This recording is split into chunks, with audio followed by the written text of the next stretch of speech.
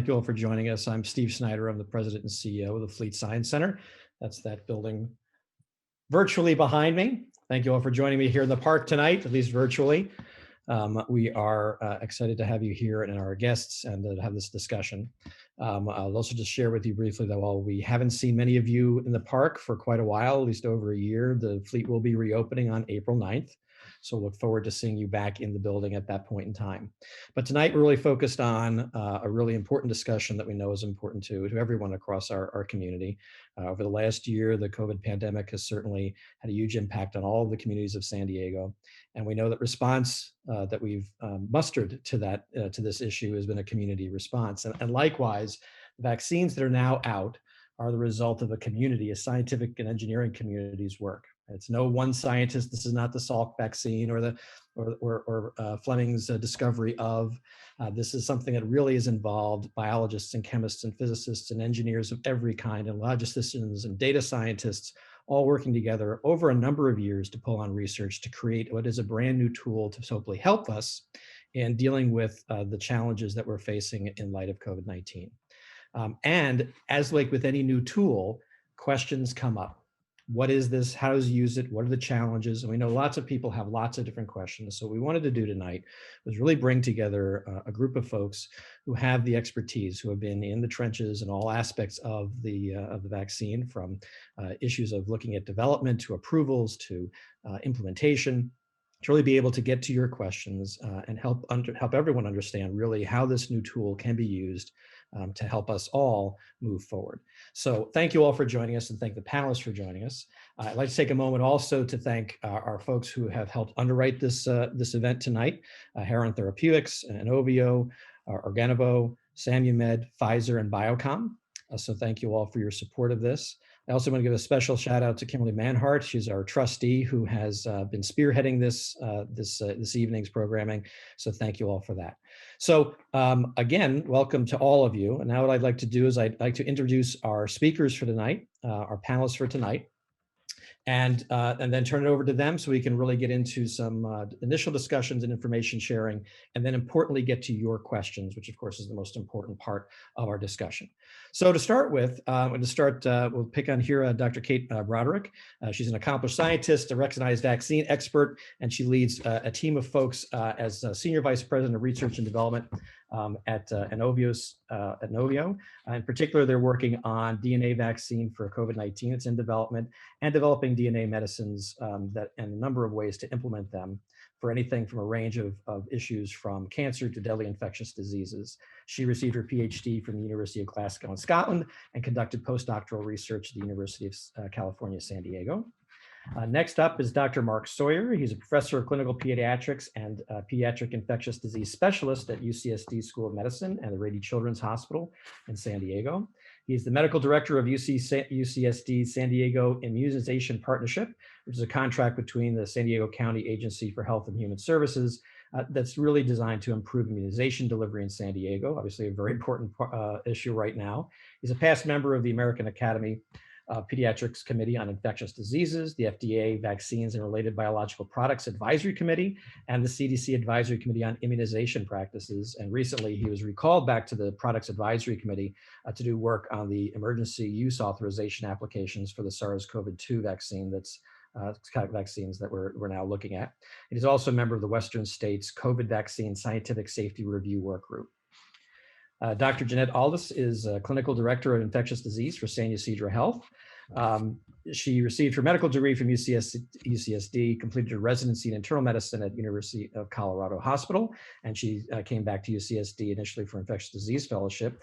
And she spent her career focusing on health disparities in historically underserved communities.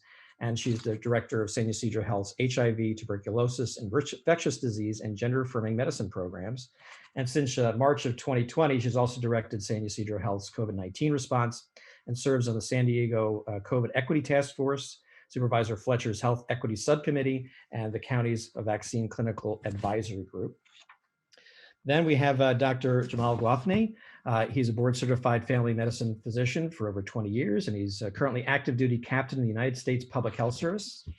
During his career, he served as underserved communities across the county and the world. He's the medical director of a community health center in Washington, D.C. He was deployed to help lead a unit in the fight against Ebola in Liberia. Supported community of Flint, Michigan during the lead water crisis. A personal thank you for me and my family who are in the Flint area, and has been stationed as medical director of the Federal Bureau of Prisons facility in San Diego for the past 8 years. He's very committed to improving care for communities of color and has been heavily involved in the COVID-19 patient care and vaccination information administration. And finally, our moderator for tonight is Dr. Jonathan Wosen. He's the San Diego Union-Tribune's biotech reporter. He's a doctorate in immunology from Stanford. He was an intern at Stat News, the Santa Cruz Sentinel, a knowledgeable magazine. A native San Diegan, he grew up in Oak Park. He's a proud graduate of Washington Carver Elementary School and the Preuss School at UCSD. So thank you all for taking the time to be with us today. We're really excited for you to share your knowledge and experience in this and to answer questions. And to all the people out there joining us tonight, thank you for coming. And now I'll turn it over to Dr. Wosen to start us off. Okay, thank you very much, Stephen. So the way we're going to do this, which you may have just heard a little bit about a moment ago, is that we got a lot of questions coming into the event, and we're going to try to answer as many of them as we can out the gate. So each of the panelists have prepared a couple quick slides that will hopefully answer the questions that were sent in advance. And then we'll spend about a half hour going through that. And then we'll save the next hour to answer your questions. So if you see the Q&A box at the bottom of your screen, feel free to ask questions as people are presenting. And once we get to that part of the discussion, I'll try to direct questions to our panelists, and we can hopefully spend as much time as possible answering your vaccine questions. So we'll start with Kate Broderick, and she'll be talking a bit about some SARS-CoV-2 basics as well as a few general vaccine points. Thanks so much, Jonathan, and thank you to you for your reporting over the last 15 months now. I think now more than ever, we really need to get actual facts from the media, so we're all very appreciative of everything you've been doing. I also wanted to start by saying thank you very much for including me in this panel session, and thank you so much to the Fleet Science Centre for organising it.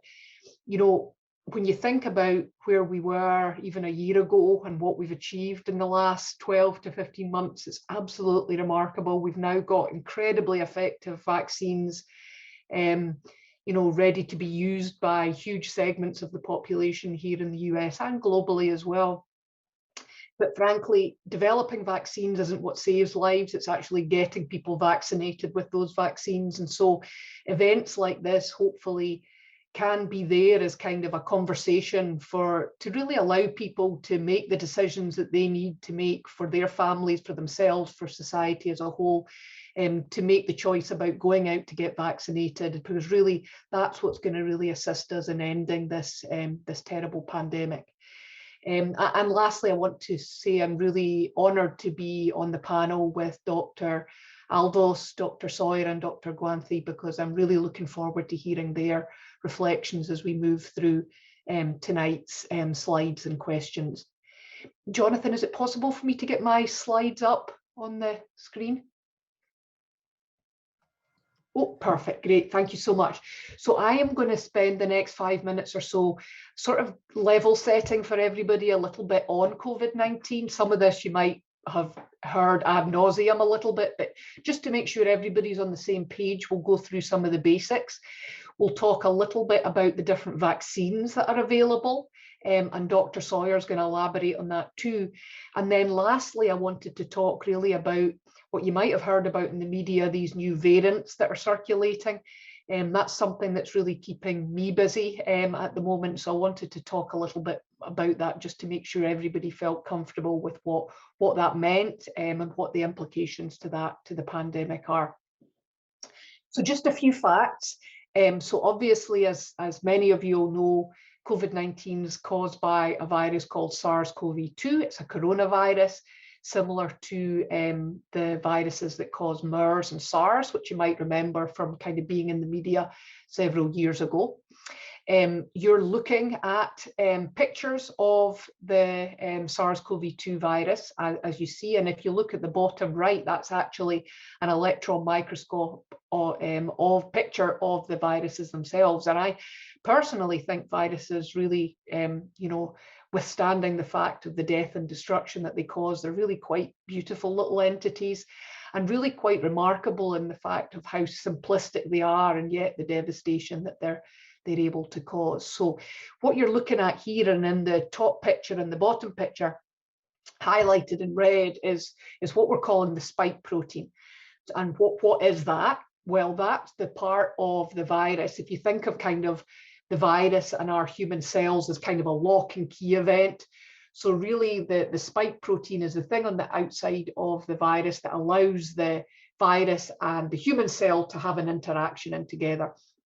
And the reason that they stick out on top of the virus is one of the reasons why most of the vaccines that we're going to talk about tonight have been developed against that very specific part of the virus, the spike protein, that red thing that looks a little bit like a lollipop that sticks off the surface of the virus.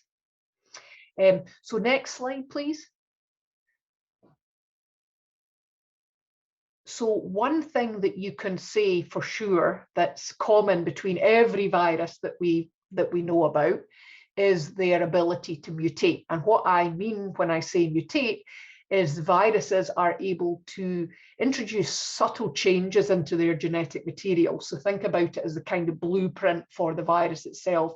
They go through these changes and they're able to introduce these little changes, which may have no impact at all on the virus, or in some cases actually might make them better at doing their jobs, or conversely make them worse at infecting other things. The situation where you're probably most familiar with this mutation ability of a virus is with the flu virus, and that is why every year we have to go and get a different annual flu shot every year. And that's because the flu virus does a fantastic job of changing itself, kind of to almost like putting on a new disguise so that it can kind of trick our bodies and escape those immune responses that we develop season to season. And really SARS-CoV-2, or the virus that causes COVID-19, is no different from that. And that's exactly what it's doing right now. So if we move on to the next slide, please. So what you've probably all read about or heard about in the media are these new strains of the virus that causes COVID-19. So I wanted to talk a little bit about them and what those actually mean. So the three you probably most commonly heard about is the one that originated in the UK, and then there's one originated in South Africa and one in Brazil. So let's start on the one in the UK. And just to give you a little bit of a fact here, which I think is just absolutely remarkable, in February, if people who got positive COVID tests, 1% of those COVID tests were caused by this new variant that came from the United Kingdom. Today, that's the dominant strain within the US. So within a very short period of time, that new virus strain has really kind of taken over, has become the most infectious strain within the US. So you can really see how quickly, when it comes to things like the virus spread, it can really, really change within a fairly short period of time. The good news about the UK strain is that the vaccines that have been developed so far are still completely effective against that new strain. It certainly seems to be more transmissible, so it seems to be able to infect a bit better than the original strain. But again, the good news is the vaccines seem to work really well against this new strain. Unfortunately, for the South African and the Brazilian strains that originated in those countries, that doesn't seem to be the case. The vaccines do seem to be somewhat impacted by these new strains. They don't seem as good, as effective, we might say, against these new strains. And certainly if you've read anything in the media at the moment about the situation in Brazil, they're really having very difficult time in really getting a lid on this new mutant strain. It's really caused a huge burden on their healthcare system. So the good news is they are here in the States, but they don't seem to be terribly widespread, nothing like as widespread as what we're seeing for the UK strains. But it's really, really important, as a society, that we are constantly monitoring these different mutants, these different strains, so we can kind of keep ahead of the virus so that we know what it's up to, that we know the changes it's about to make. So that's something that's really important that's going on. And then last slide. And then this is really just to talk about the fact that there are many, many different types of vaccines for all sorts of different infectious diseases you can think about. And this is really just kind of a nice summary slide that I shamelessly stole from Al Jazeera, but it really nicely kind of gives an idea of all the different types of vaccines that are available for a variety of different diseases. The two that are probably, of course, of most importance to talk about tonight are the RNA vaccines, and those are the ones that were developed by Pfizer and by Moderna, and the viral vectored vaccines, and those are the ones that are developed by J&J, and also you've probably heard about the AstraZeneca vaccine as well. My personal area of speciality is the DNA vaccines, the one sandwiched between the two there.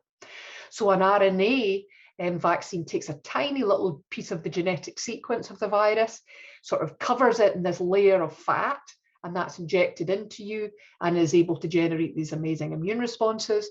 And viral vectored vaccines, again, take that little piece of the genetic material or the blueprint of the virus, and instead of putting them in a fat droplet, they put them inside another virus that's really effective at infecting cells, and that's the way that they get it into the body.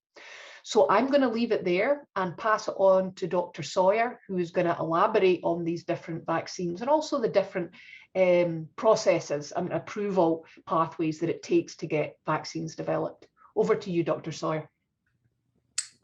Thank you very much. It's a pleasure to join you all tonight and to join this panel, which really has a great breadth of expertise and looks at this whole problem from different angles. I want to reiterate what Dr. Broderick said, that it is amazing that we've gotten to where we have gotten in such a short period of time. This is an unprecedented accomplishment, and it's due to the science background that was working on related topics over the last decades, and it's how we move forward as a community in the medical world. I'm primarily going to focus on the approval process and how it works, just to make sure everyone is clear, and also address the very common question, how did we get here so fast without cutting corners and risking approving vaccines that might not be safe or might not be effective? So I've been part of this process, so I can share my personal experience with it, starting with the FDA. So the job of the FDA in the United States is to approve new drugs and vaccines and devices. And there is an advisory committee to the FDA called VRBPAC, the Vaccines and Related Biologics Advisory Committee. And that's a group of non-governmental experts in the fields of vaccines and biology and virology, who come together to review the same data that the FDA reviews and give our opinion about whether we think the FDA should or should not approve a certain product. So the FDA takes whatever data the company submits to them and reviews it for accuracy. They also inspect the manufacturing facilities to make sure that there's good quality control in place. And if everything is in good shape, then they issue an approval. Normally, that process takes many months, and the approval is a standard approval. In this case, because of the urgency of the pandemic, they used a mechanism called the emergency use authorization, which allows them to more quickly review the data and tentatively approve the product, which means that the company still has to gather additional data before they reach full approval. But in the meantime, we can start using the vaccine. And that's what's happened with each of the 3 vaccines that we currently have. They are issued under what's called an EUA, emergency use authorization. They will subsequently go under the final review process and be fully released probably within a matter of months. So that's one advisory group. The second group that then takes over after there is an emergency use authorization is an advisory committee from the CDC, the Centers for Disease Control. This is called the Advisory Committee on Immunization Practices. This committee's job is to say, okay, we have a new vaccine. How should we use it? Who should get it? And under what circumstances should they get it? They look at the feasibility of distributing the vaccine. They look at side effects. They look at who's at risk for disease and who isn't. And out of that comes a set of recommendations from the ACIP. In the case of the COVID vaccines, this group is the one that has decided and helped generate the rollout of the new vaccine, since we did not have enough to give everybody a dose right at the beginning. They went through very careful deliberation about the prioritization of who should get the vaccine first, and that led to the tiers of vaccine distribution that you've now become familiar with. We're working our way through those tiers, and we're getting very close to opening up vaccine for anybody who wants it. And again, it's astounding how quickly the manufacturers have been able to ramp up production, and the public health and provider community has figured out how to give vaccine to large numbers of people in a short period of time. The last group that I want to mention is a unique group that was originally conceived by the governor of California, this Western States Scientific Safety Review Group. That's something that never existed before. And I think the governor was concerned that there was so much information and a fair amount of misinformation being circulated about COVID vaccines that he wanted a committee of California scientists to help him make sure that he was making, and the California Department of Public Health was making the right decisions about use of these vaccines in Californians. It subsequently expanded because the states of Oregon, Washington, and Nevada were also interested in the same thing, so it became the Western States Scientific Review Group. And I've been participating in that group as well, and that group takes the data that the FDA and the recommendations from the ACIP and just interprets them in the context of California and what's happening in California so that we can make statewide recommendations that make sense for us. So that's the infrastructure that approves vaccine. If we can go on to the next slide, I'm going to share with you sort of the process, the steps in the process of the development of these vaccines, and explain how we got here so fast. So the technology for all of these vaccines already existed and had been worked on for years. So mRNA vaccines, although we had not used them routinely yet in human populations, there was a lot of background work that led the manufacturers to be prepared on very short notice to produce vaccines once we learned about SARS-CoV-2. And the real trick to speeding all of this up is in the sort of blue and greenish bars here, the phase 1, phase 2, and phase 3 clinical trials, which is the normal mechanism for studying any new drug or vaccine. Typically, those happen sequentially. You finish one, then you start the next one, you finish the second one, then you finish that, you start the third one. In this case, they were sort of overlapped. And the only reason that was feasible is that the money to fund that came from the federal government. Ordinarily, a manufacturer could not risk the financial outlay to do it that quickly without taking a very deliberate stepwise approach. So that is a fundamental part of the speeding up of these vaccines. And it went so far as to have the manufacturers start producing vaccine lots for distribution before we even knew that the vaccines were going to be approved, which is a gamble that a company normally would never take. But because of the federal funding, they were able to do that. So that takes us down to the review by the FDA Advisory Committee, which I've already talked about. The FDA worked overtime, weekends, Thanksgiving weekend included, to review the data that was submitted, and the committee then met on very short notice to issue the EUA. The very next day, the CDC committee met. Normally that would be a gap of weeks, if not a month or so. In this case, it was a gap of just a day. And the CDC issued recommendations for how to distribute it. So that's how we got to where we are. Nothing was omitted. Again, I was on the Vaccine Advisory Committee for FDA in the past and rejoined for this effort. And I can tell you that that process was exactly the same as it always was. There was nothing different about it. It just was sped up because of each of the steps in between.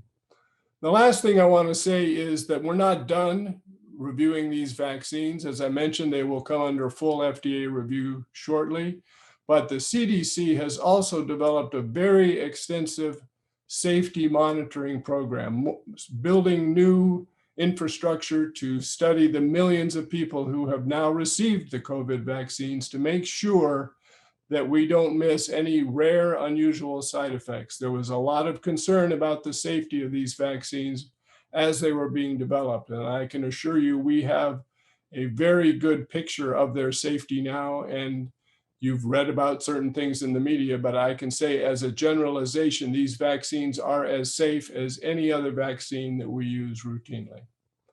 We could have the next slide. What all of this has led to at this moment is 3 vaccines that are approved by FDA in the United States, the Johnson & Johnson, the Pfizer, and the Moderna. Here's some facts about them. And the one thing I want to focus on is the effectiveness number. There's a great tendency to try to simplify this whole scientific discussion by that one number, but I want to caution people against doing that. These vaccines were studied at different time periods. In particular, the Johnson & Johnson vaccine was studied later when the variants that Dr. Broderick mentioned were starting to circulate. In fact, part of their study population was in South Africa, where the most resistant virus was. So the fact that their effectiveness, at least based on this single number, appears lower is in part due to that. And in addition, another thing we've learned about the Johnson & Johnson vaccine is that even after the time period at which the immune response or the effectiveness was measured, your body continues to adapt and get better at responding to the vaccine over the subsequent weeks, so that you're even more protected at 4 weeks after vaccine than after 2. So again, there is very hard to compare. You really shouldn't compare these vaccines head to head because of the different circumstances in which they're under. They all protect against severe disease and hospitalization, which is the ultimate thing we want to prevent. They're all essentially equivalent in that outcome measure. The Johnson & Johnson vaccine has some advantages or different characteristics that make it useful in certain circumstances. For example, it's only a 1-dose vaccine, and also its storage makes it easier to distribute vaccine in remote communities. So stay tuned. We will learn much more about these vaccines as time goes on, and there will be additional vaccines coming. And if I could go to my last slide, I just want to address a few common questions that come up about the vaccine. At first, there was concern that your SARS-CoV test might be falsely positive because you've been vaccinated. That is not the case. It is okay if you get vaccinated, even if you've already had SARS-CoV-2 infection. So that's safe to do. We really don't know yet whether we can mix the various products together. So you should really try to get the exact same vaccine that you started with for the 2-dose products, at least until we learn more about that. The spacing between the 2 doses is important only on the short side. So I'm sure you've read that the Pfizer vaccine 2 doses are given 3 weeks apart. The Moderna vaccine are given 4 weeks apart. You don't want to make it any shorter than that, but it's okay if it's longer. So if for some reason you can't get your second dose at 3 or 4 weeks and it takes 6 weeks or 8 weeks or 12 weeks, that's not a problem. The vaccine will still work. Your immune system will still respond. I do want everybody to be aware that there are side effects from these vaccines, which are short-term and minor, but you should be aware of them and prepared for them. You can have fever and feel sort of not your normal self and a little achy for 24 or 48 hours. Those reactions for the 2-dose product seem to be more pronounced in the second dose and the younger the population. So just be aware of that as you're experiencing the vaccines and your family members are. That's normal. In fact, that's a good sign. It means your immune system is responding. And with that, I'll turn it over to Dr. Aldous, who can carry us to the next topic. Thank you, Dr. Sawyer. Just to reiterate, again, I'm Jeannette Aldous. I work at San Ysidro Health, and I'm an infectious disease physician. And I want to just repeat what Dr. Sawyer said, because some of it is so important, because I'm seeing patients now in clinic, and the number one questions I get from them are, was this rushed? And I don't want to be first. And I think Dr. Sawyer really nicely explained that, what I say to my patients is, this is what happens when you throw money at the problem. So we didn't skip anything, but if you are committed and you put money into the problem, you can do a lot. And that's what happened here. And also a lot of my patients say, well, I don't want to be first. In fact, my own dad said he didn't want to be first. And I said, well, don't worry, Dad, because millions of people have now gotten this vaccine. So that's something else to remember. Everything feels so fast. It feels like everything is so new. But in fact, this went through all of the usual processes with the FDA, and millions of people have now already received these vaccines. So that's something to keep in mind when you get those questions about things being new or fast. So I was asked to cover just a little bit about epidemiology in San Diego County. We can go to the next slide. My job is to, first of all, remind everyone that we are still in a pandemic. So these are some numbers that were pulled from today. Our current case rate is 6.8 cases per 100,000. We used to be so high in December and January. You remember how things were awful. It was a terrible time for the county. Many people lost family members. It was exhausting for healthcare providers. And so because things are better now, I think there's this feeling that, we're on the road to recovery, and that is great. But we are really just back to like October numbers. So please keep that in perspective when we look at the case rates. The majority of San Diegans are still not protected with vaccination. We still, I think we had about 300 cases today. We still have hundreds of cases per day. So we're back to last fall. We're not back to 2019 when there was no pandemic. I also want to just touch on some of these numbers look better, and remember that we were at maximum ICU capacity in the winter. And like I said, it was a really dark time. And a reminder of the overall impact of the pandemic. So this is the cases we've had in San Diego, which is not that large a place to have 270,000 cases and 3,500 deaths. Nationwide, we've had 500,000 deaths from this pandemic. So people sometimes say, well, mostly you're not going to die, and what are my chances really, and is this a lot worse than the flu? To put that into perspective, the estimates for flu deaths in our country are somewhere between 20 and like 60,000 per year, usually average, you say about 50,000 deaths per year from the flu. So you're talking about orders of magnitude more deaths in a very short period of time in this country. So absolutely, this has been a much greater health crisis than anyone that we've faced in our generations. And I wanted to point out here these very important numbers about health disparities and the populations impacted. I think anyone who's been paying any attention knows that our country experiences significant health disparities, and especially among Black and Brown people in this country. And this pandemic has really made that evident.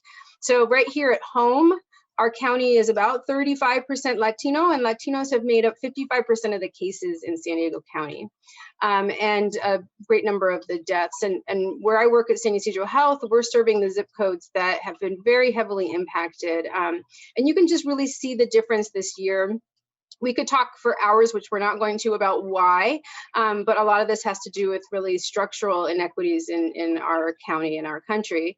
And if you think about who our essential workers are and who had to go out during the pandemic versus who was able to stay in their homes and work remotely, you can see why certain communities were more impacted.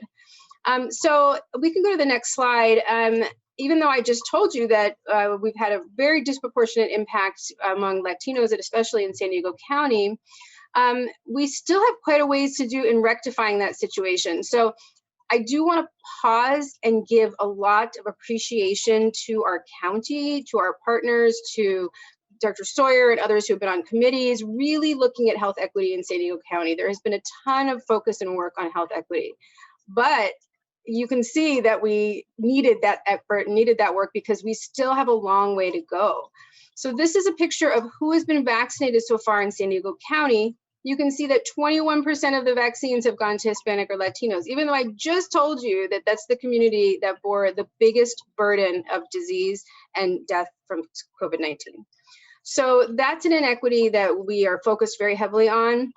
Health centers like mine and other partners in the community that really focus on health disparities have been able to vaccinate much higher proportions of people of color and low-income people in the county. So that's a strong focus of our vaccine response in San Diego County.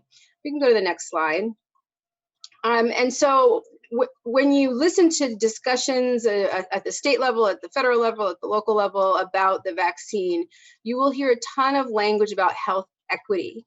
And so we really need to make sure we're all using the right words here. So equality would be if we just said, everyone can sign up for the vaccine, just get on the web. You all have equal access, right? And that's equality, but that's not equity.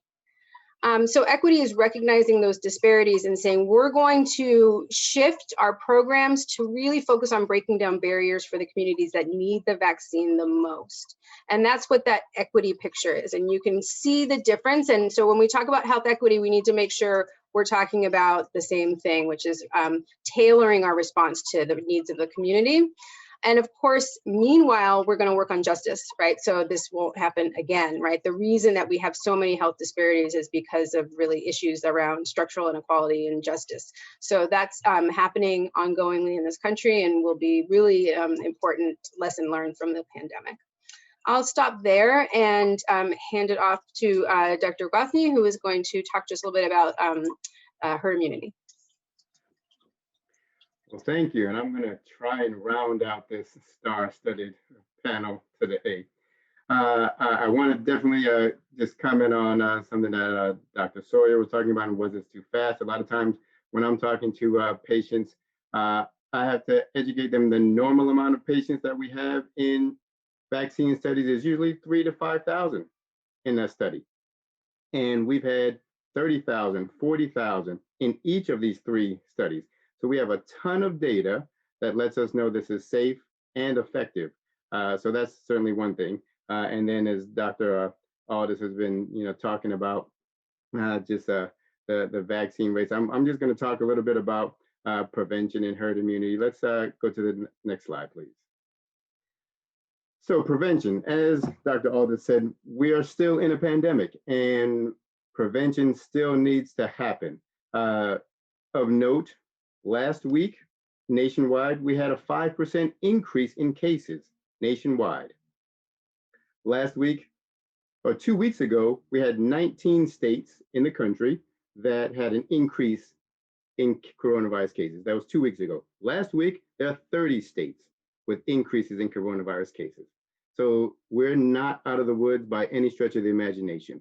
So prevention strategies still need to happen. This is a great slide of, Swiss cheese slices, all of them with holes. And if we use all of these techniques, then we can create the best prevention strategy we can. So we need to continue washing our hands and coughing into our elbows, the cough etiquette. We certainly need to avoid touching your face. I can remember at the beginning of the pandemic, sitting in meetings when we were having group meetings and telling people, get your hands on your face, stop touching your face, because it's just a normal habit that we do all the time. The physically distancing and sometimes even greater than 6 feet is what we need. Still avoiding gatherings, especially indoors. I know there's a lot of pressure for, opening up businesses, churches, things along those lines. Indoor gathering probably still is not safe at this time. Even, if we're mixing vaccinated and unvaccinated folks, it's still not recommended at this point. Wearing your face coverings, even double masking, is something that you definitely should consider. Quarantining, testing, and then we get to vaccinations. And I like the fact that even this last slice has holes in it. Vaccines are not 100%. 95, 94%, 66%. We still need to continue to do all of these other preventative steps so that as a whole, we can get out of this. Next slide, please. So herd immunity, or how do we protect our community? So basically, herd immunity is when we have enough people in the community that have become immune, either by vaccine or disease, to make the spread unlikely. So we're always trying to prevent spread of the disease. And you've heard numbers anywhere from 60% to 90% is what we need to, those numbers for herd immunity. It may lie somewhere in the middle, 80, 85%. So this slide here just, picturizes how, when no one is immunized in this first slide, and you have 2 people getting the disease, then most of the people in the community will get the disease. If you have the yellow, the next slide over, several people vaccinated, still a predominant amount of the community will get infected. The only way to prevent that is to have most of the people vaccinated. And then when you have the disease, it has nowhere to spread. Again, trying to prevent the spread. So getting people vaccinated will help prevent the spread, will help prevent the mutations that are happening. As Dr. Broderick mentioned, basically mutations are accidents, they're mistakes when a virus is replicating. If it has nowhere to replicate, then you cannot get a mutation. So the vaccine will play a critical role in preventing those mutations and those new variants as well. I'm going to finish there and pass it over back to Dr. Wosen and listen to your questions. Okay, thank you very much, Dr. Gwathney. So we're going to jump into probably the most important part of this, where we answer people's questions. I will try to direct those questions to different people on the panel. So, but if somebody else wants to chime in, just maybe raise your hand and we can go back and forth a little bit. The first question, and Dr. Gwathney, I'll have you take this on first.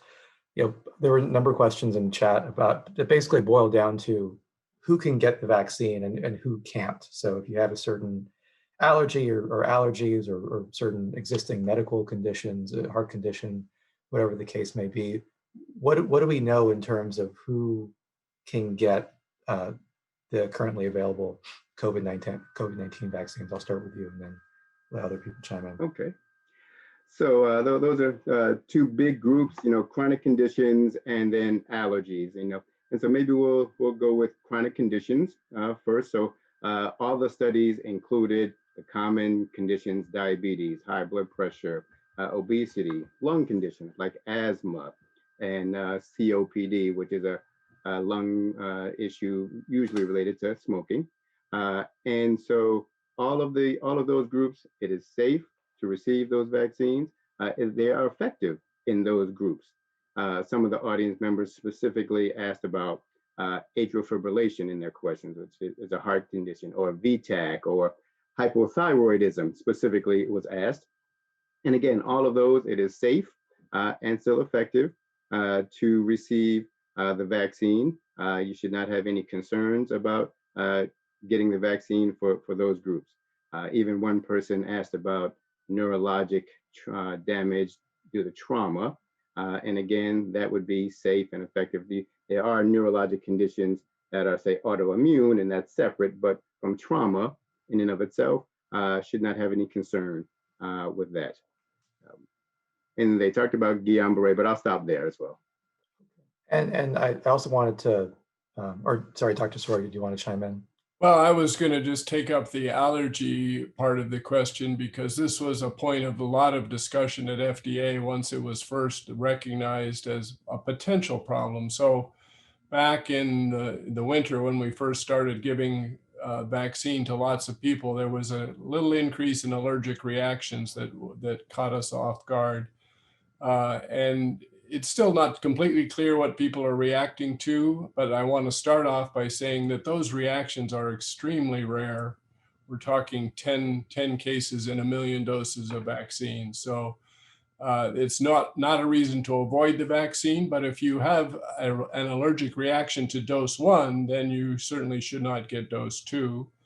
And there's a component of the mRNA vaccines called polyethylene glycol, or PEG. If you know that you're allergic to that, you should make sure that your provider knows, because probably you shouldn't get those vaccines at this point based on what we know. Thank you. And I was just going to ask Dr. Aldous, there were a few questions in the chat around For people who are pregnant or who plan to be or hope to be, what do we know in terms of the vaccine safety? I know you had some information on that to share. Yeah, let me unmute. Yes, I've been getting that question a lot from my patients or from people at my health center. And the American College of Obstetrics and Gynecology came out with some guidance, which I pasted it into the person who asked the question. I don't know if other people can see it as well, but they have some nice question and answers in there.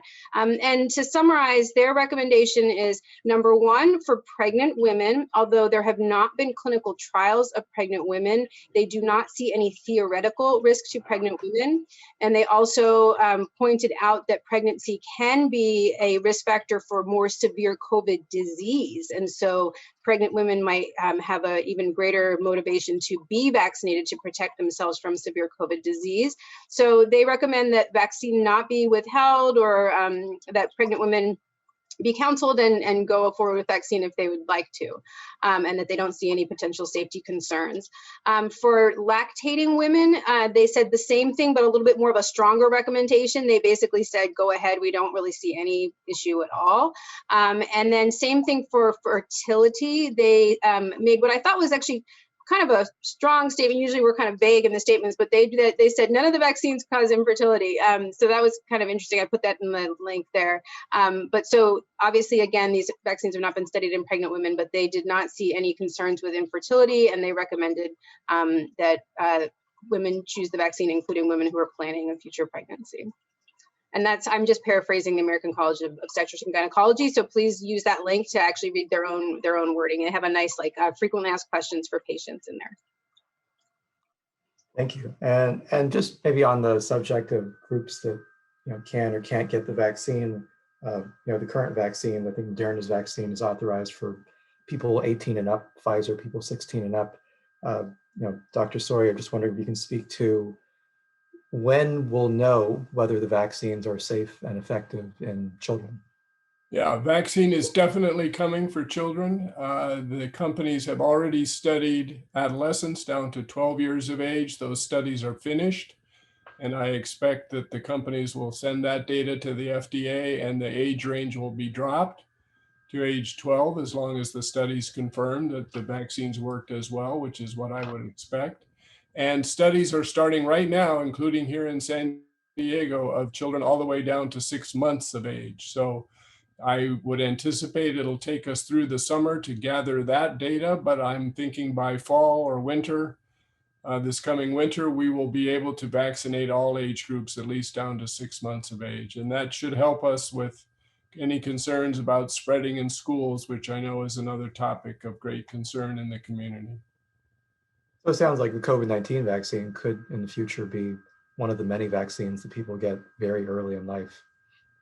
Yes. Possibly, yeah. Yeah, well, an ounce of prevention is worth a pound of cure. So the earlier we can prevent disease, even though children generally don't get severe disease, we have had many children at Rady Children's Hospital in the intensive care unit with COVID. So it is not something that you want to have happen if we can avoid it. And we will be able to when the vaccines get approved. Can I just comment really quickly and on the children? And as we know, there are those rare conditions that children can get from coronavirus. And as Dr. Aldous mentioned, in pregnant women, there was a recent study that actually the antibodies from vaccinated women actually do cross and protect the baby. And so, and that's the normal process for a lot of antibodies from other vaccines. So it will protect infants, and it's not harmful that we are aware of right now. So it's always good to consider getting vaccinated prior to pregnancy or if you are pregnant. Okay. And there are a couple of questions in here about, if you're scheduled to receive a different vaccine, whether it's a flu shot or a vaccine for some other virus, if it's okay to also get coronavirus vaccine, and maybe how far apart you have to space those. And then maybe another related question might be, Dr. Sawyer, you mentioned if you've had COVID, natural infection, you can still go ahead and get the vaccine.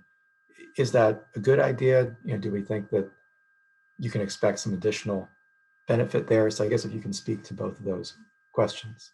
Yeah, we're still learning things about the second question, which is after you've had natural infection, when and if you still need to be vaccinated. The current advice is it's yes, you can and probably should still get vaccinated, but there's no hurry.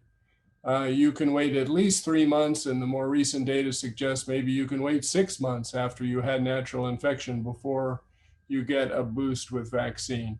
That story might be influenced by these variants and what happens with them as they start to circulate. If it turns out the variants are evading the vaccine and you need a new formulation of the vaccine, then of course, people who've had previous infection will still need to be vaccinated. With regard to spacing with other vaccines, the CDC's recommended waiting 2 weeks on either side of another vaccine. In other words, if you got your flu vaccine, you should wait 2 weeks before getting a COVID vaccine. And then, or if you got the COVID vaccine first, you should wait 2 weeks to get the second vaccine. That's mostly, an early precaution not to get confused about which vaccine is causing which side effects. Now that we really understand the side effects of COVID vaccines, I personally don't think that's too important anymore. There's no biological reason why you can't get vaccines closer together. And as many people know, we often give vaccines simultaneously on the same day. So I don't think that's a big concern any longer. Dr. Broderick, you were talking about the various variants at the beginning of your slide. So I'd be curious to hear more about, because as somebody who's involved in developing a vaccine at INOVIO, what variants in particular are you keeping a close eye on, and what is that process potentially of tweaking or modifying the vaccine design that you have to keep up with the variants? Is that something that would take a lot of time and effort? Just so you can speak to that piece of things. Yeah, definitely, Jonathan. So when we at INOVIO, but really all the vaccine developers started, back in January of last year, designing vaccines against COVID-19, we really had one example of the sequence of the virus, and that came from Wuhan in China, to kind of base our designs off of. Today, when we look, there's special websites that kind of combine all the different variants that are being identified on the planet. There's over 500,000 different sequences available for COVID-19. So the ability to now kind of design more bespoke vaccines is definitely something that we can do now that we weren't able to do certainly a year ago, just because that information wasn't available. So really, when I look at the new structures of some of these new variants that are circulating, it does scare me a little bit, because they really are quite different from the original strain of the virus. And I'm not terribly surprised when you see the data that some of the vaccines are less effective against these, because they're really quite different entities. So certainly we and many of the other vaccine developers are looking at kind of coming up with a 2.0 vaccine design that incorporates that original strain that was identified first in China, and now all these new strains. And what we also need to remember is that the virus is going to continue to mutate, continue to change. That's just what a virus does. So we know about the UK and the South African and the Brazilian variant strains right now, but there almost certainly will be another one coming around the corner.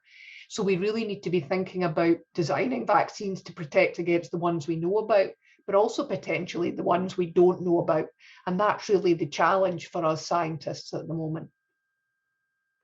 And so, yeah, I mean, speaking of variants, I think the county reported a couple of cases today of the quote unquote Brazil variant here in the region, which has certain mutations that in some studies may make certain kinds of antibodies less effective. But in terms of how scientists keep up with this changing virus, is that a matter of closely looking at the sequence, looking at certain changes in certain parts of the virus? Or can you speak to whether you guys are already doing that, already proposing certain vaccine changes, and are we talking about a matter of a year to retool a vaccine? Are we talking about months? I think those are things that people are curious about. Yeah, definitely. So when you or I would go in and get a COVID test done now, and it comes back positive, all that tells us is whether you've had COVID-19 or not. It doesn't tell you what strain of the virus you've been infected with. In fact, on average, across all the states in the US, we're averaging somewhere between 0.5% and 1% sequencing of those different viruses that come back from positive COVID-19 tests. So that surveillance really isn't that great, to be perfectly honest.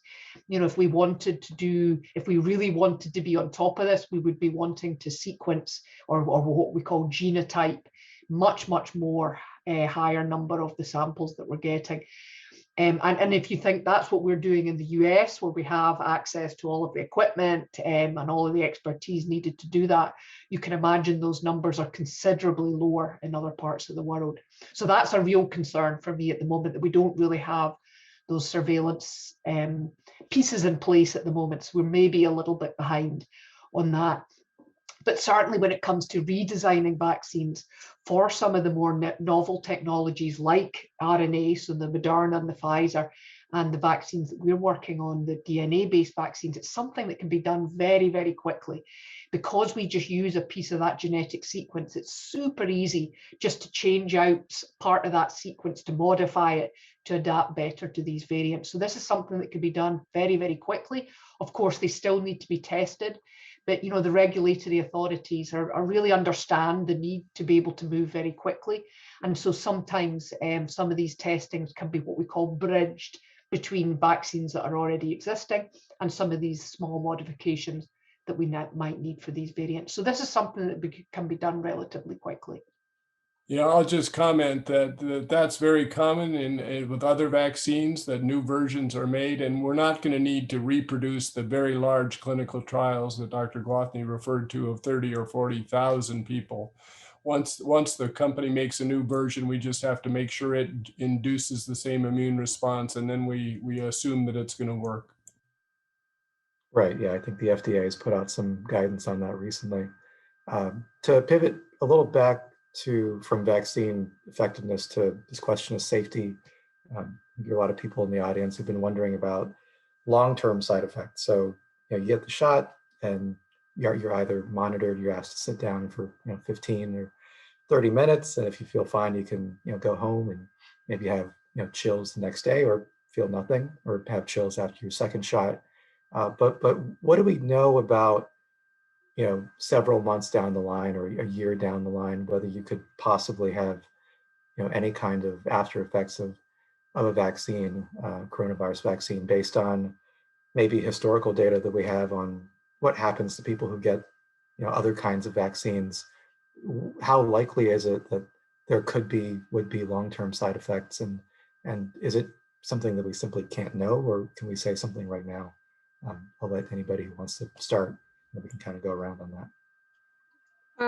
I can start, and then we can go around. I would be interested to hear Dr. Broderick and others talk about the vaccine development, but I get this question from my patients quite a bit, and I sort of try to simplify it a little bit. I think because a lot of this stuff seems new, it seems like it's entirely a new thing, but we have a lot of experience with vaccines, and pretty much all of them work. They do the same thing, right? Basically, they're training your immune system to respond when it meets the real thing, right? So the most simple form of that is we just take the bug and chop it up and give it to you, right? And then you learn to make an immune response to the proteins, and then your body is ready, your defenses are ready when you see that real infection the next time, right? That's how vaccines work.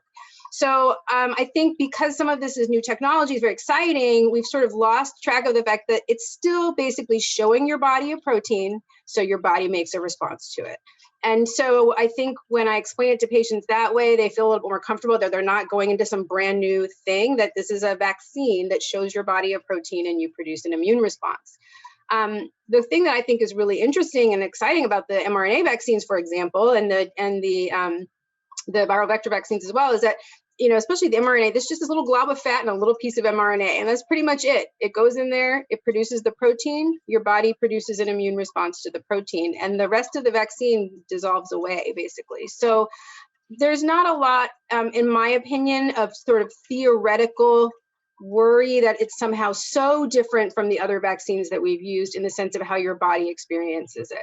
Obviously, we don't have long-term data. This has only been around for a short time, so it would be disingenuous to say, oh, we have long-term experience with all of these. I will say that the Johnson & Johnson and other examples like that have been used for Ebola and other vaccines, so there is some real world experience with them. So that's the kind of things I'm explaining to my patients, is that I don't really see a theoretical concern that this is somehow a very different experience from your body's experience with other vaccines. None of these vaccines integrate into your DNA and stay there forever or anything like that. So those are some of the questions that I think were very reasonable for people to ask. And when I explain to patients like that, they feel a little more comfortable. I'd be interested to hear from the other panelists how they're answering that question. Well, I guess I'll add to what Dr. Aldous said, that there is no existing vaccine that has some mysterious side effect that happens months or years later. There just isn't such a thing, and biologically it doesn't really make sense that there would be such a thing. So I realize people are having prolonged symptoms after natural infection, and we don't completely understand that yet, but that has not been an issue for people vaccinated so far, but absolutely, you know, the longest observation of a large number of people is 3 months. So it's going to take time to develop that. That's why I mentioned the extensive safety monitoring that is ongoing real time using electronic health records to monitor everybody who's gotten vaccinated, or large percentage of people who have been vaccinated, to look for any kind of unusual side effects. So we're looking as hard as we can. Yeah, you know, I'm sorry, I should have mentioned when we talked about the OB data, because I think it's similar. There's this thing called vSafe when people register to get their vaccine, that they check in with the CDC and say what symptoms they're having. And so we're collecting a ton more data on these vaccines than normal. And so, for example, I believe they said there's been about 50,000 pregnant women that they have data on through that vSafe program, and another 3,000 were enrolled to be monitored. And so you're getting a lot of real-time data about what's happening with these millions of people who receive these vaccines. Again, that doesn't answer that long-term question, but I don't see a theoretical reason why there would be a long-term concern too. You know what? I'll just chime in really quickly at the beginning with the studies and the FDA and CDC mandated that the studies give you 8 weeks of data versus, you know, after they finished, because they know that 90% of adverse reactions happen in the first 6 weeks after getting a vaccine. So that's why they mandated at least 8 weeks of data. When I talk to patients about long-term risk of the vaccine, again, we don't know. We do know long-term risks of getting coronavirus, and we know there are various long-term chronic conditions that you will get. So certainly better to potentially get a vaccine that we don't think will have any long-term effects versus knowing something that will have long-term effects. And I'm one of those folks. I'm probably at the 6-month mark now of getting my vaccine. So I'm actually in the Moderna study right now. And so a couple of days from now, it'll be my 6-month mark. I have not had any long-term effects as of yet, and feeling fine, but certainly we're going to get more data pretty soon. And maybe just a quick basic question for Dr. Broderick. You know, when you get a vaccine shot, how long does the actual molecule, the actual piece of protein or genetic material, you know, stick around? I think that's probably one of the reasons people are asking about these long-term effects. Yeah, well, Dr. Aldous described it perfectly, really, especially when we talk about the RNA vaccine. So that's the Pfizer and the Moderna vaccines. Those are, Dr. Aldous is completely right, just a tiny little piece of genetic material. In this case, it's RNA. They wrap it up in a fat droplet, and the reason they have the fat droplets just to make it more effective to get into the body and to keep it safe whilst it gets into the cells. But really, it just gets in, it gives kind of a little blueprint to your cell to make this special spike protein that I talked about, and then that's it. It gets chopped up by your cell. It's a perfectly natural thing that happens every day for lots of other things, and it disappears. So that actual piece of RNA is around for a really short period of time. And as Dr. Aldous said, does not affect your own DNA, which makes you, you, or me, or whatever, has no impact on that whatsoever, and is really only around for a very short period of time. So it's something that's very, very transient. And that's kind of hard to wrap your head around, right? Because you get something, it's chopped up and it goes away. Well, how does that then protect me from a disease? Well, your body has got this amazing ability to kind of memorize when it's seen something once, then it sticks in its brain and it remembers it, and it's able to continue to use that. That's how something that's only around for a small amount of time is able to really give you this, what we call this long-term protection that we're hoping to get from these vaccines. And then, sort of related to this whole side effect question, 2 of the 3 vaccines we have right now, Moderna and Pfizer, are 2-shot vaccines, right? You have to come back for that second dose. I think I've heard a lot of questions from people about whether or not they really need to get the second shot, or if you get the first shot and you have pretty uncomfortable side effects, people may be a little hesitant to come back for shot number 2. So maybe Dr. Sawyer, since you've been involved in reviewing the data for the current vaccines, what do we know about the importance of getting both of those shots for the Moderna and Pfizer vaccines? And, really, if you have strong side effects for shot 1, are you likely to have, even worse effects for shot 2? Are you less likely to feel much of anything? Can you speak to either of those things? I mean, these are amazing vaccines. So 1 dose really is quite effective, and it's natural for people to wonder, particularly if they had side effects. I have a different answer to that question today than I did 3 months ago, and it's because of these variants. What we've learned about the variants, although the vaccines are still working, they're not working as well. And the level of antibody you have, the higher the level of antibody you have, probably the better off you're going to be if these variants start circulating. So the reason to get the second dose now of the 2-dose products is to boost your immunity to its maximum, to the level that is really very high, in the hopes that it's going to ward off these variant strains. And speaking of 2 doses, I will share with the audience that the Johnson & Johnson vaccine is being studied. A second dose is being studied right now. So, stay tuned. It's conceivable that we may give a second dose of that vaccine once we get all of the data. Okay. So maybe a follow-up question for you, different question, but one that's right up your alley. So one person was wondering, since the vaccines did receive emergency authorization versus full approval, was there anything the companies didn't have to show to get emergency authorization, that was omitted from this process? Well, the primary thing is duration of protection and how long the antibodies last. And of course, there's no way to speed that up. For each of these vaccines, during the FDA committee meeting, the companies were asked, when will you apply for formal licensure? And they all said, within 4 to 6 months, when we've accumulated the final data that FDA wants to look at. So I am anticipating that Pfizer, which was the first vaccine approved way back in December, is likely going to come before the FDA again within a month or 2 with follow-up data, which will allow it to be formally, completely licensed the way any other vaccine is. And maybe a question for Dr. Aldous and Dr. Gwathney. Now that we are starting to see, a good number of people, maybe not the majority, but a good number of people get vaccinated, a lot of folks are wondering, what can I do now, right? What's safe for me to do now? Can I get together with my grandmother or a friend? So if you can give folks some tips in terms of what we know at this moment, I think that'd be super helpful. Yeah, it's funny. I was just reading this article about how the news tends to report negative things. And I think doctors were so negative all the time. We're like, don't do this.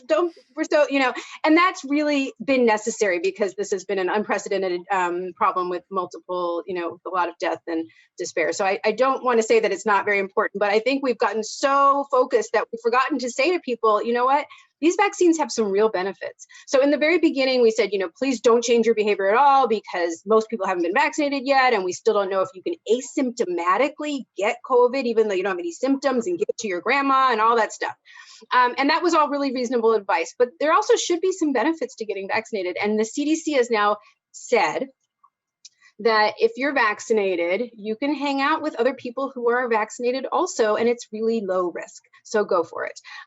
They have also said that if you're vaccinated and there's one unvaccinated household and they're not high risk, you can also hang out with them.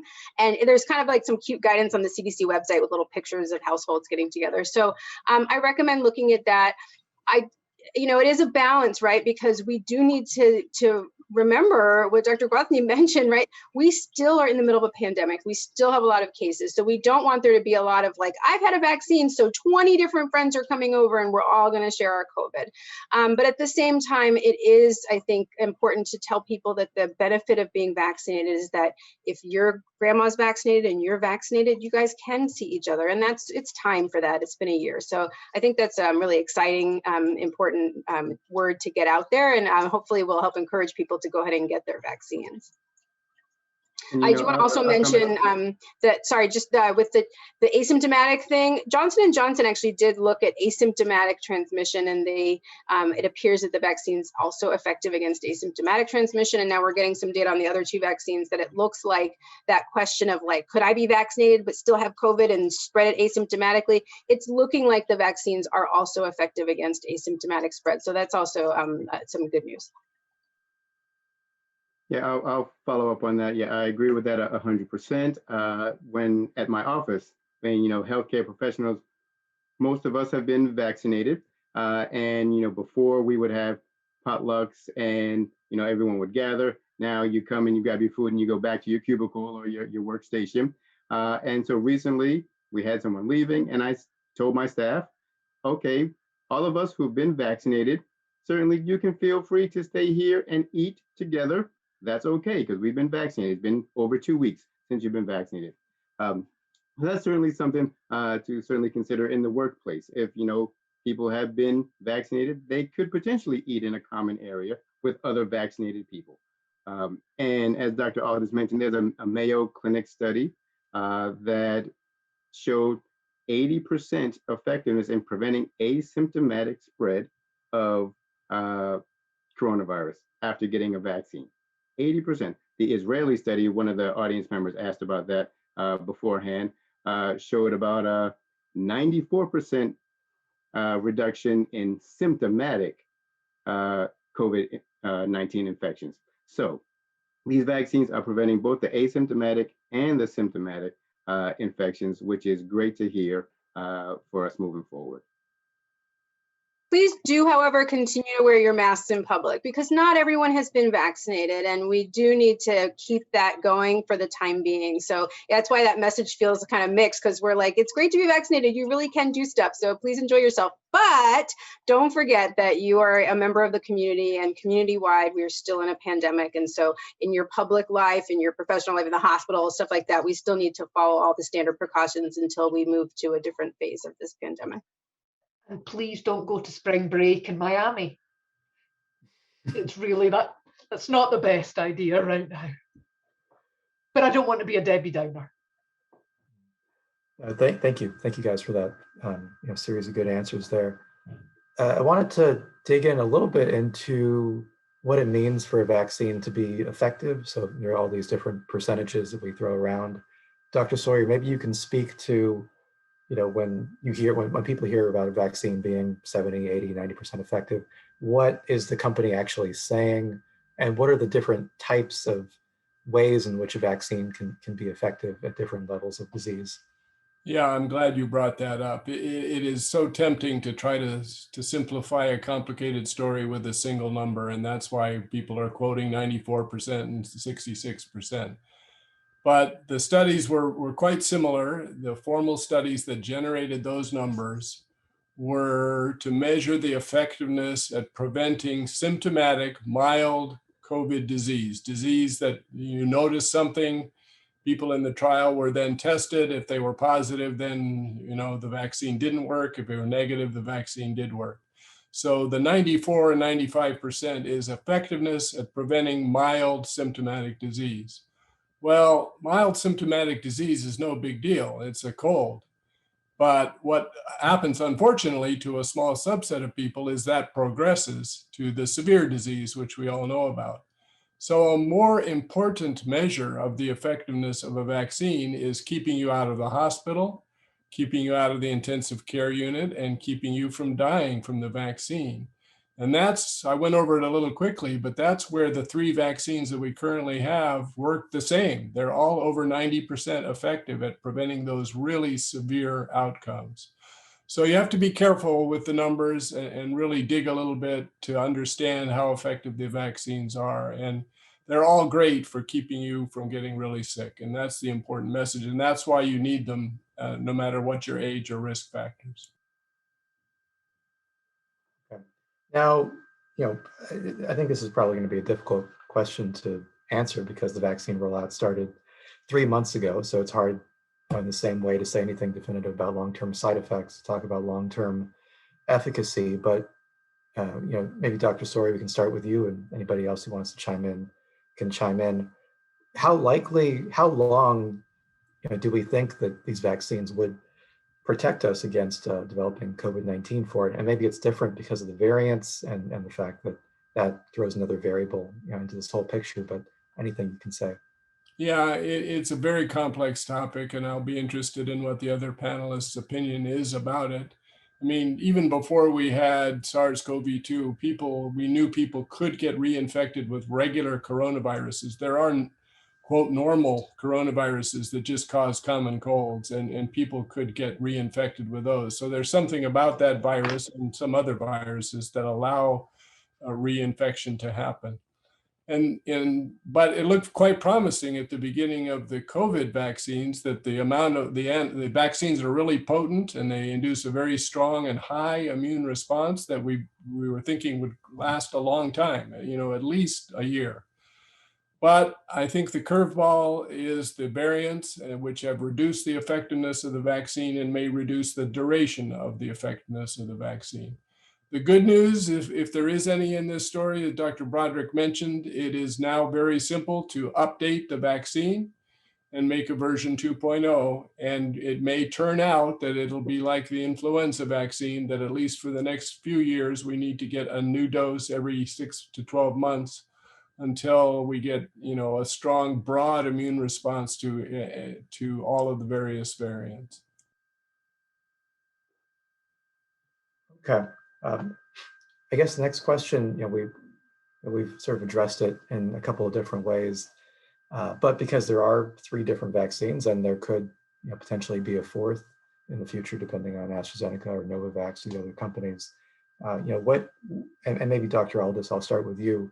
What advice have you been giving to patients who may have a sense that they want the Moderna vaccine or the Pfizer vaccine or the J&J vaccine?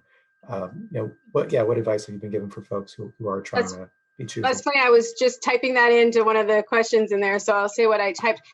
Since the beginning of all of this, I've been advising, and I continue to advise, take the first vaccine available to you. Take the first vaccine you can get, because you don't want to wait around to get whatever your perceived preference is, meanwhile you get COVID-19 during this very active pandemic. All of these vaccines are, really evidence of the miracle of modern medicine. They are all highly effective.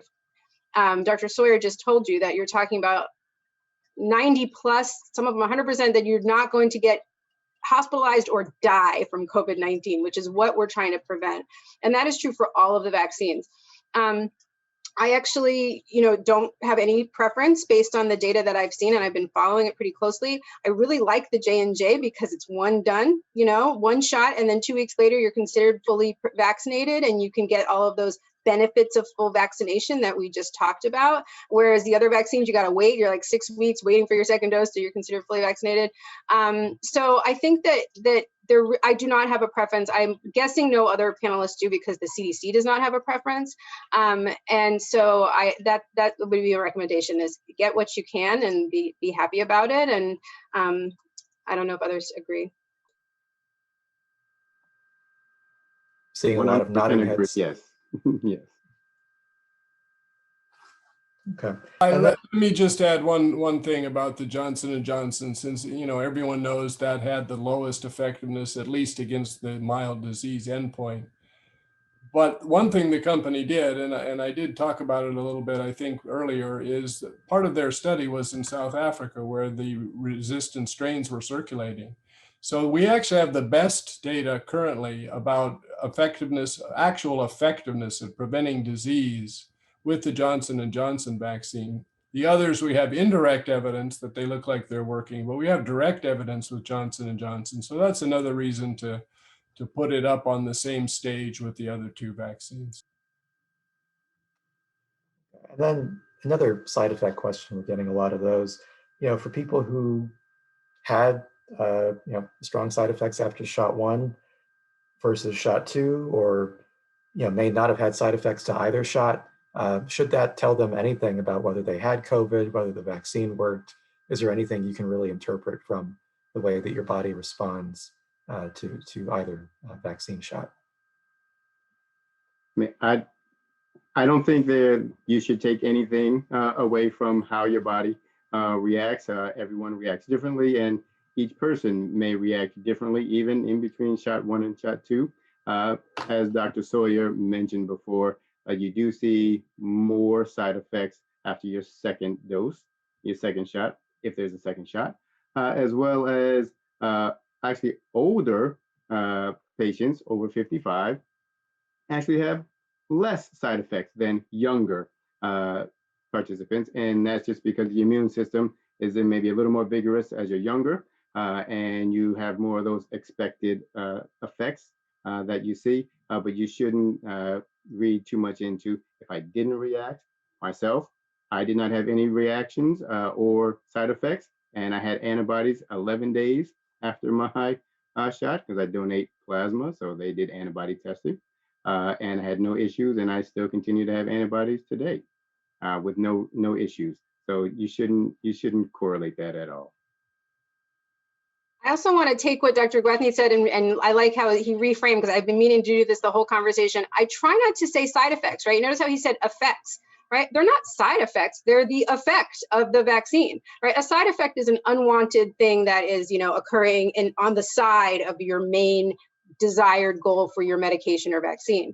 But in this case, what I tell my patient is there are some expected effects from this vaccine that indicate that it's working. So I don't even really frame them as side effects. I say this is what happens and this is your body's response to it. The guidance is really to go ahead. Unless you had an allergic reaction to the vaccine, the guidance is to go ahead and continue with your vaccine series. These are effects that show that you're having an immune response, which is the purpose of the shot. And so that's how I counsel my patients about that. And for folks who are having those effects, maybe it's the headache's a little stronger than they wanted to, what are you telling patients in terms of what they can do for themselves beyond resting and drinking fluids? Can you take a Tylenol? Can you speak to that? Yeah, I certainly think that the CDC, just to make the point, you can certainly take Tylenol, Motrin, or anything after you've received your vaccine to treat any particular effects that you're having. They do specifically recommend not to take any medications prior to, so don't pre-medicate at this point. They're not really sure how that would affect, your response to the vaccine. But if after you take your vaccine and you have any headaches, body aches, joint pains, things like that, certainly feel free to take Tylenol or Motrin to help with your effects. Okay. And this question might be one of our last ones. You're coming up on time, but it's more of a big picture question. And I think Dr. Gwathney and Dr. Aldous, you both spoke about the fact that we're still in a pandemic right now, right? Even though our numbers are lower than they were a couple of months ago. We're still in a pandemic. A lot of people are still getting COVID, but we are starting to see more and more people get vaccinated. So I'd just be curious to get your sense of where are we in this pandemic? Do you get a sense of, are we solidly in the middle? Are we closer to the end? And then how does, vaccinating more and more people factor into us being able to return to more and more pieces of normal life? We talked about how after you get vaccinated, you can, get together with somebody else who's been vaccinated for lunch, or get together with somebody in, a single household who is low risk. So, yeah, just your outlook on vaccination being able to get life back to some semblance normal. Maybe Dr. Aldous, we'll start with you and kind of go around. You know, that's kind of a hard question after a year of the pandemic. We learned not to, prognosticate too much and to be cautious. So I am cautiously optimistic right now. It's hard because we've been under this for so long. It's like I'm not really sure what the light at the end of the tunnel looks like. But, we have seen some sort of dire predictions from people in the field of looking at the modeling around the variants. But those predictions all kind of said, we can modify this with vaccination. And I do want to point out that San Diego County has been a leader in getting our people vaccinated, even though we still have massive health inequities that we need to address. We've done a really good job of getting our people vaccinated. So if we can keep the supply coming, we actually would have vaccinated a lot more people, except there was a big supply dip a couple of weeks ago that affected all of the county. So if we can keep the supply up, keep the advocacy going for ensuring that we reach the populations that are the most at risk, I do feel like I see a light at the end of the tunnel. I don't think that we're going to have no COVID in the fall. But I think we will have a much more manageable situation. We know how to manage it now. We know how to get kids back to school. We know a lot more than we knew at the beginning. So I do think we're seeing a light at the end of the tunnel, but I don't think we're going to be COVID-free completely as the next school year starts. We'll have some kind of modified lifestyle, I think, for a little while longer. That's my prediction, but predictions are not a good idea to make. Jonathan, could I jump in there? Please.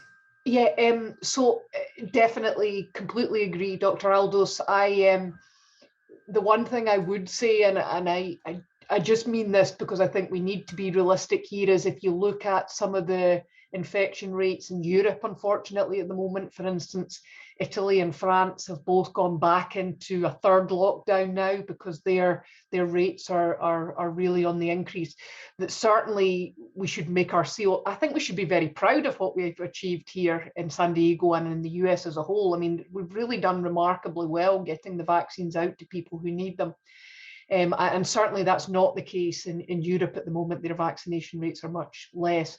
But I guess I just would love to just express to everybody that we really don't want to drop our guards right now. We've made so much progress that kind of letting it all go now would be really not a great idea. So there's definitely light at the end of the tunnel. We just have to hold on a little bit longer, get more of those people vaccinated, and I think we'll be in a much better place, certainly by the end of the year.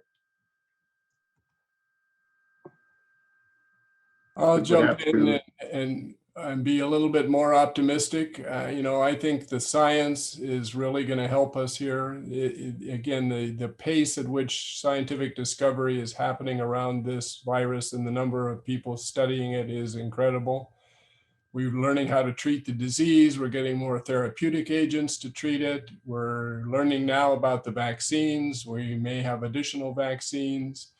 We're learning how to wear a mask. And if we unfortunately follow Europe's path and start to have another surge, hopefully we'll finally convince a larger percent of our population to wear a mask, because they will see that it keeps coming back if we don't. And so, I think we're stuck with COVID for years to come, but it may settle down to something maybe like influenza, maybe even less severe than influenza. We'll, that we'll have to see. Sure, and I'll just finish out here when I, several months ago in August, September, October, saying the difference between flu and coronavirus at that point was we didn't have any treatments and we didn't have any vaccines, which we do for influenza. And we do have that right now. We have treatments, as monoclonal antibodies, remdesivir, and we have vaccines, 3 different vaccines. So there is light at the end of the tunnel, but I'm hoping we can learn from Europe and learn from what we've done in the past. Every time Europe has something, we've followed suit, we followed behind them. And so we could certainly learn a lot from what's going over there and prevent what's happening over there from happening here if we actually take the time to see what's happening and learn from what's happening there and try and prevent it here. So I think there is light at the end of the tunnel. Thank you for that. And I want to thank all the panelists for sharing their thoughts and all the people in the audience for asking questions. I know we didn't get to every last question, but it looks like we're going to be collecting the ones we haven't responded to and trying to address those via email or maybe through social media. So yeah, once again, thank you guys so much. And there might be somebody to kick it back to the Reuben H. Fleet Science Center, but thank you guys for having me. Thanks for holding me. Well, thank you. Thank you to all the speakers tonight. We really do appreciate you taking the time. Particularly appreciate all the work that you have been doing and getting us to this point, both from everything from the initial research, the vaccine research, the rollout, and particularly for tonight in taking the time to communicate the information and the understanding that you have gained to all of us. This is this has been a very traumatic time for many people. And for all of you to take the time and share your expertise and information with us and communicate in a very clear and concise way is very extraordinarily helpful. To all the folks who have attended tonight, thank you for coming. We will have the recording of this panel online on the Fleet's website coming out, so you should be able to review it there. And we will try to get to other questions and provide other information as best we can. And if there are other things and questions that you have, other issues or people who need to be connected to experts like these or others, the Fleet really is here to help connect all of San Diego to the amazing and incredible science and technology expertise and opportunities that we do have in this county. So please do feel free to reach out, and we will do everything we can to keep connecting you to all the great opportunities and information that is available. So thank you all again. I wish we could give you I'll have to give you the applause myself because you can't hear it from the rest of the audience. Hopefully the next time, well, hopefully we won't have to do a panel like this. Nothing personal again, but hopefully we won't have to do this again. But hopefully the next time we have some opportunity to connect you all with our audience, we'll be able to give you a rousing round of applause. Thank you all for coming. Thank you again to our supporters for helping make this tonight happen, and all the staff who pulled this together, and all of you for coming out. Thank you all, and good night.